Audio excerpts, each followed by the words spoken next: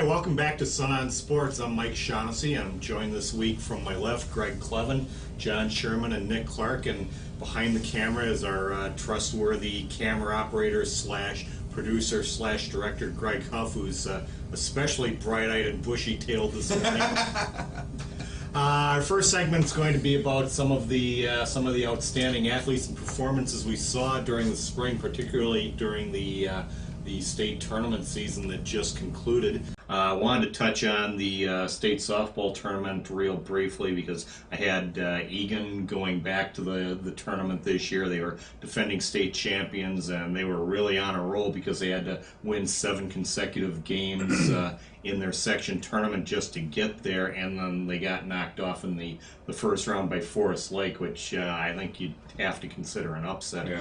Still, you know, the tournament format, the section tournament format changes next year. We'll touch on that in our next segment, but it's hard for me to imagine Egan not having a really good chance to get there again next year. They will face some really tough competition in their own section because Burnsville and Rosemont also had fairly young teams, as did Egan, but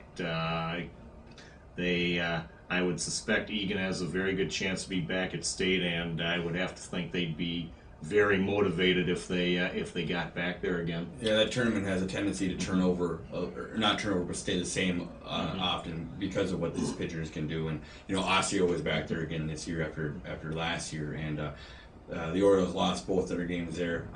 Kind of the same story as Egan. They had to win 5 or 6 straight to get there, including beating Spring Lake Park twice in the section final, which they did.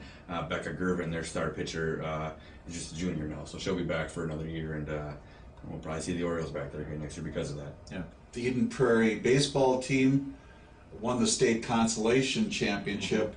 However, probably the championship game was the quarterfinals when they lost 2-1 to St. Michael Albertville. St. Michael Albertville scored couple of runs that were Eden Prairie gave away a little bit. One was unearned, and another one was a double steal and a questionable call at the plate.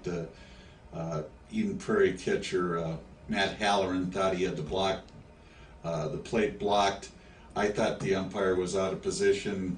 You know, when they're umpiring at this level, they should be in the right position, but when you're watching a play from behind the runner and the catcher, how can you see the plate? But anyhow, St. Michael proved that they were a good team by going on and winning the state championship. But Tim Beto was their top left-hander. He lost. He threw a 5-hitter in that quarterfinals and lost. But they had an excellent year. They weren't as loaded as they have been, some of their teams that in the past. But they still were very, very good. Yeah, pretty good spring for Eden Prairie overall. Well, guys, thanks a lot. We'll be back with another segment of Sun on Sports in just a minute.